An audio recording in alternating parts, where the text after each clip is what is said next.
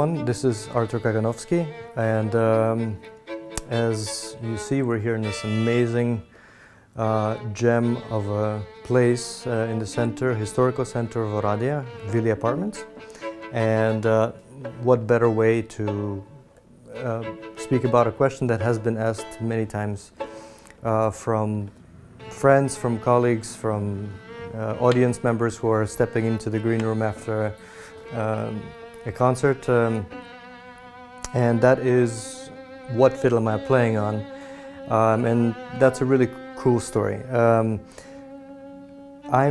Right now I'm playing on this incredible fiddle built in 1720 by a Milanese legendary maker, Carlo Antonio Testore.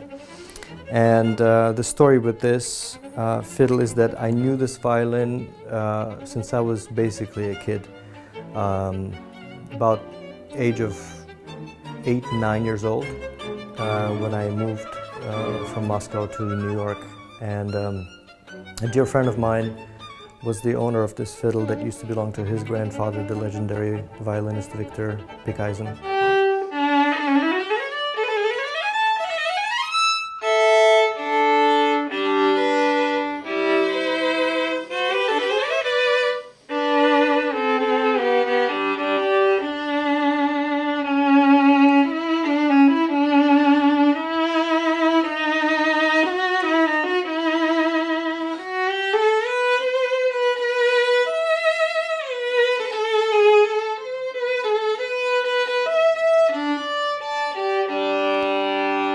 So I knew this fiddle for a very, very long time, since I was a kid, and it came to me really unexpectedly. Over the years I've been playing on some Strads, particularly one I had for a long time was the great 1692 Harrison Stradivari that was on loan to me from Juilliard. And then I had a Guarneri del Gesù from 1743 called Le Duc de Composelice, in which I made my Carnegie Hall debut playing Elgar violin concerto after winning a competition.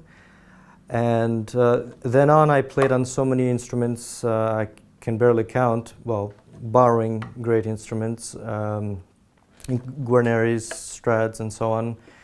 And then I was lucky enough to get a hold of a beautiful Pietro Guarneri of Venice from 1730, which was called De Roguet. It's still in New York City. And I mean, technically I can go back to playing on that violin anytime. However, when I met this particular instrument, everything changed for me.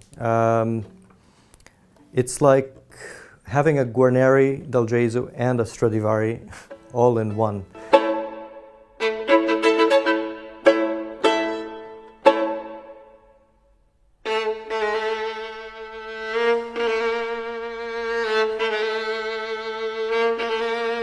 I usually change between two bows depending on repertoire, but I have been playing mostly on my 1810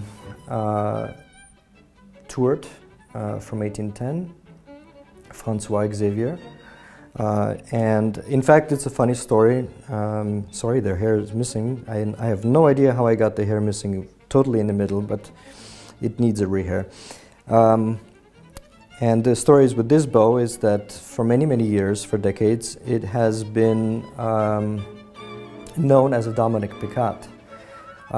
And then Paul Childs, I believe, took a look at this bow and a few other experts, and they have concluded 100% that it is an 1810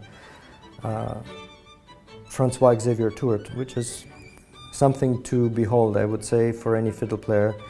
In fact, I believe this is the same year Tourt that Yehudi Menuhin had.